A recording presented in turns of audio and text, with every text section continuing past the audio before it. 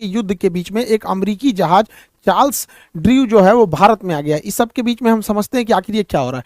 भारत द्वारा बनाया जा रहा है, एक लंबे समय से बन रहा है जो जहाज है फाइटर एयरक्राफ्ट तेजस। ये दुनिया का सबसे छोटा एयरक्राफ्ट है और ये हर दिखे दुनिया के हर चीज़ के अलग अलग काम है। आपको लगेगा कि तेजस तो बहुत छोटा है, राफेल उससे बड़ा है, मिग 29 और खतरनाक है, सुखोई, हर चीज़ का अलग काम होता है। जैसे देखिए जो ट्रक काम कर सकता है टेम्पू नहीं कर पाएगा, तो जो टेम्पू कर सकता है ठेला नहीं कर सकता है। तो ऐसा नहीं कि जो बाइक का जरूरत है उसे आप ट्रक से पूरा कर सकते हैं। तो हर लेवल की जहाज़ों का होना जरूरी है सप्लाई लाइन में, तभी जाके आपकी पूरी तरह से एक स्क्वाड्रन कंप्लीट होती है। तो भारत का ये जो तेजस है ये काफ़ी सस्ता है और हर क्वालिटी इसमें है। इसमें इलेक्ट्रॉनिक वॉरफेयर है, एयर टू एयर रिफिलिंग है, एक्स्ट्रा फ्यूल टैंक जिसे ड्रॉप टैंक कहते हैं, ये मिसाइल की तरह दिख रहा है ना, इसमें तेल भरा होता है, फ्यूल भरा होता है। पहले इसी फ्यूल को खर्च किया जाता है और दुश्मन के एरिया तक पहुंचा जाता है, उसके बाद लड़के भागा जाता है तो इसे ड्रॉप कर दिया जाता है, इसलिए इसे ड्रॉप टैंक भी कहते हैं। जैसे इसमें से ड्रॉप कर दिया है, तो ये हर सुविधा होने की वजह से पूरी दुनिया इसका डिमांड कर रही है। सबसे ज़्यादा इसका डिमांड बहुत जल्दी अगले 1 से 1.5 महीना में मलेशिया इसका डिमांड, सबसे पहले हम लोग इसे मलेशिया को सप्लाई करेंगे। और मलेशिया के अलावा इसमें 15 से 18 देश और रुचि दिखाए हैं और इसमें सबसे बड़ा नाम आ रहा है अमेरिका के, क्योंकि इसने छोटे सेगमेंट में अमेरिका के पास कोई जहाज नहीं है। F-16 बहुत ज़्यादा लड़ाई लड़ चुका है, F-22 है, F-35 है, तो बीच में अमेरिका के पास बहुत कम चांसेज है। यूरोप में तो ये बहुत चांसेज है कि तेजस को अमेरिका भी ले लेगा। एक बार ले लिया तो अमेरिका तेजस का ऐसे ही डिमांड बढ़ जाएगा। तो बहुत सारे देश इसमें नेगोशिएशन कर रहे हैं, देखिए किसकी आगे बात बढ़ती है। साथ ही अगर ये ताइवान की इशू को देखेंगे तो ताइवान डिमांड कर रहा है भारत से ब्रह्मोस मिसाइल देने के लिए, और इधर फिलीपीन एडवांस पैसा दे रखा है, तो फिलीपीन सप्लाई को बढ़ाने के लिए कर रहा है। साथ में आसियान के जो देश हैं ये ब्रह्मोस मिसाइल का डिमांड बहुत ज़्यादा कर रहे हैं, क्योंकि यही ब्रह्मोस एक ऐसा वैक्सीन है जो चाइना का बुखार उतार सकता है। ये 90 डिग्री पे घूम जाता है एकदम तेजी से यहाँ पर। तो बहुत तगड़ा मिसाइल है ब्रह्मोस। गलती से तो मार दिए थे हम लोग पाकिस्तान में, आपको याद ही होगा। देखिए ये जो इशू चल रहा है यहाँ पे ताइवान में, तो अमेरिका इतना दूर है तो अमेरिका को चारों ओर से घेरना है। अमेरिका का जंगी जहाज हमेशा हिंद महासागर में रहते हैं, तो जहाज़ों को अक्सर मेंटेनेंस की ज़रूरत होती है। जितनी बड़ी जहाज मशीनरी रहेगी उतना मेंटेनेंस। एक छोटे से साइकिल में कम मेंटेनेंस, मोटरसाइकिल में उससे ज़्यादा, कार में उससे ज़्यादा, ट्रक में और ज़्यादा। तो ये भारी भरकम जहाज़ों को मेंटेनेंस बहुत ज़्यादा ज़रूरत होती है। तो हम लोग बहुत पहले लेमुआ समझौता कर लिए थे अमेरिका से। तो इधर ही हम लोग के बीच में ये भी बात चल रही थी कि हिंद महासागर में जहाज़ों को मेंटेनेंस करने के लिए वापस अमेरिका ना जाना पड़े, यहीं पे कोई व्यवस्था कर जाए। तो ये बुढ़ऊ जो बोले हैं मोदी जी से कि भाई व्यवस्था कीजिए यहाँ पर, तो चेन्नई में लार्सन एंड टुब्लू LNT ने एक बहुत बड़ा डॉकयार्ड बना दिया जो मेंटेनेंस सेंटर के लिए। अमेरिका इसकी बहुत गहनता से जांच किया, क्योंकि अमेरिका के जहाज़ों की साइज बहुत बड़े होते हैं। तो अमेरिका ने कहा कि ये डॉकयार्ड मेरे लिए फिट है, अगर हिंद महासागर में किसी भी जहाज को कोई प्रॉब्लम होगा तो वो चेन्नई में जाके अपना मरम्मत करा सकता है। और इसी बीच अमेरिका का जो जहाज है वो चला आया है इंडिया में। इसका नाम है आपका USNS। किसी भी देश के जहाज के लास्ट में नेवल शिप लगा रहेगा। अब उसका कौन सा देश है बस आगे, जैसे इंडिया का है तो INS लगा रहेगा, पाकिस्तान का रहेगा तो PNS लगा रहेगा, चाइना का रहेगा तो CNS लगा रहेगा, US का रहेगा तो USNS लगा रहेगा यहाँ पर।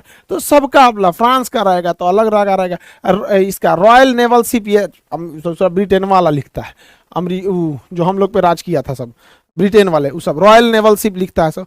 तो भारत, ये अमेरिका का जहाज US naval ship Charles Drew ये लंगर डाल दिया और ये लगभग 10 दिन रहने वाला है। अभी 8 तारीख से लेके मतलब काफ़ी 10-12 दिन तक इसका मेंटेनेंस होगा।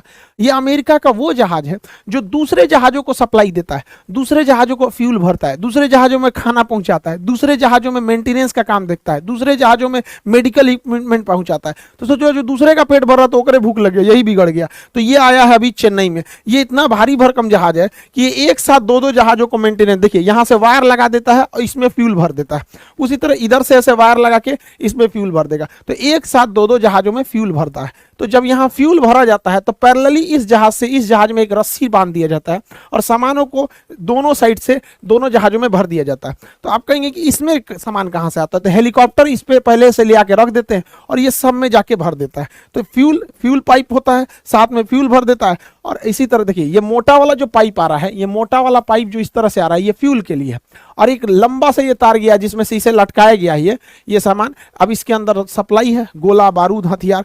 बीच मैदान में अगर गोला बारूद खत्म हो जाएगा तो बंदरगाह तक थोड़े आएंगे। तो जहाजिया अमेरिका का बिगड़ गया है, और ये आया हमारे यहाँ बनवाने के लिए।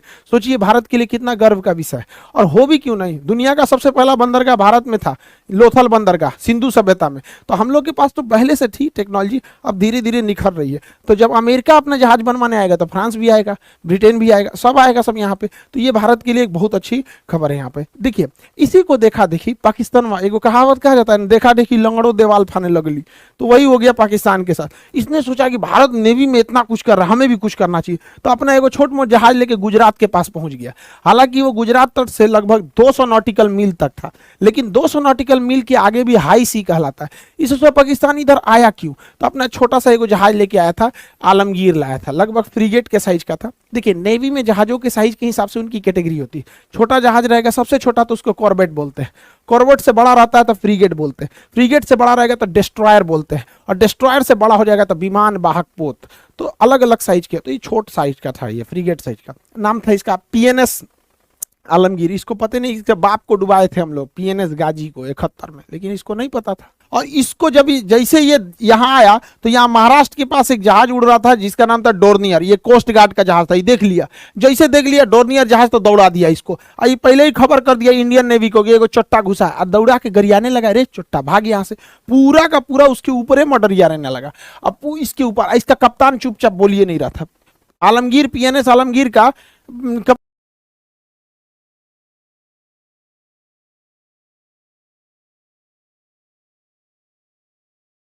यहाँ पे, तो पाकिस्तान को लगता है कि भारत को दबा गया।